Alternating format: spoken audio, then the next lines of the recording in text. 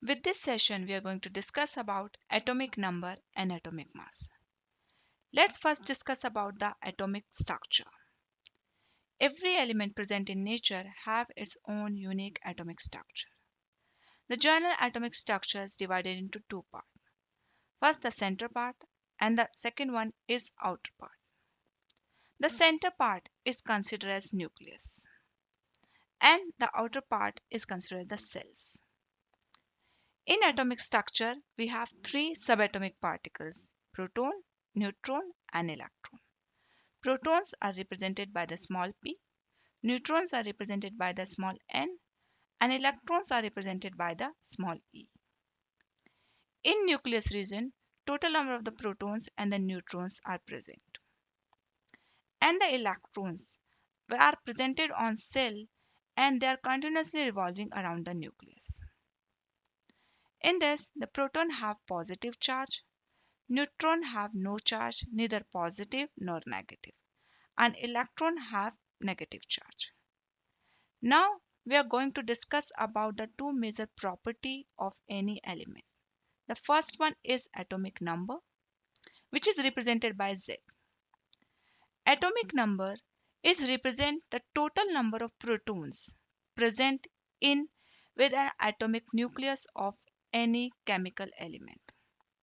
Like if in any atomic structure have approximate of one proton, so its atomic number is considered as 1. Like for example, if we'll consider as in oxygen, the proton number value is 8. So atomic number of oxygen become 8. So Z equal to 8. This is considered as the atomic number of any element. Now the second important property is atomic mass, which is represented by A. Mass means we can consider the weight of any substance. In atomic structure, we have three subatomic particles: proton, neutron, and electron. So whatever the mass of these completely subatomic particle, that is considered the mass of any atomic structure. But while we are going to calculate the mass of proton, neutron, and electron, as compared to proton and neutron, the electron mass is very less. It's like a negligible as compared to both. That's why while we are calculating the atomic mass value, we completely neglect the value of electron here. So while we are going to calculate the atomic mass, we'll completely calculate the value of sum of total number of the protons, which is represented by P, and total number of the neutrons, which is represented by the small n, present within the atomic nucleus of chemical elements. So the formula become the total number of the proton and the mass of the proton, which gets summed with the total number of the neutron, which I multiply with the mass of the neutron. Then after this calculation, we'll get the complete atomic mass of the particular chemical element. Like you can see in this table, here the electron, proton, and the neutron. We have three subatomic particles. The electron, as I already told you, it's have a negative charge, proton have positive, and neutron have no charge. On the basis of mass, if you can see the variation occur in this value, electron mass is very less. On the basis of the atomic mass per unit, you can consider the electron mass is very less as compared to the protons and the neutrons. Its approximate value of the proton mass is calculated is equal to the 1 atomic mass unit. And same as the neutron approximate value is considered the 1 atomic mass unit. So while we are going to calculate the atomic mass, so that whenever the total number of the proton and neutron present in any atomic structure, we get multiplied with their mass, which is equal to 1. So for example, we have considered oxygen. In oxygen, we have total number of protons are 8, total number of neutrons are 8. So the atomic number of oxygen is become 8 because the atomic number is calculated on the basis of total number of protons present in the atomic structure.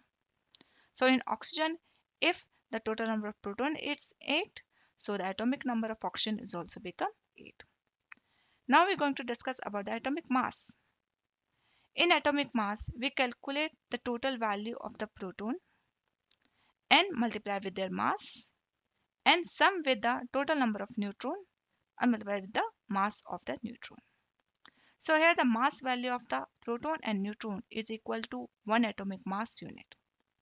So the 8 get multiplied with the 1, the value become 8. Here also the total number of neutron is get multiplied with the 1, that value also become 8. So the 8 plus 8, the total values become 16. So we can say the atomic mass of oxygen is here 16.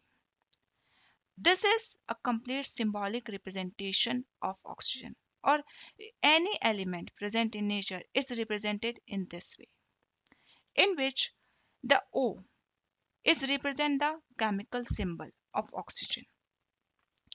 In the subscript part, I mentioned that atomic number. Like 8 is mentioned here, so it's represent the atomic number of oxygen. And the superscript part, we always mention the atomic mass of any element. So here, if 16 is mentioned, which shows the atomic mass of oxygen. This is a complete symbolic representation of oxygen, and if you are representing any other element, we follow the same symbolic method to represent any element in a symbolic way. Like we are mentioned the symbolic representation, the chemical symbol we mentioned in center, and the subscript part we mentioned the atomic number, and the superscript part we mentioned the atomic mass. So here the atomic number is nothing but the total number of protons present in any element, and atomic mass the total number of the protons and the neutrons and multiply with the mass unit.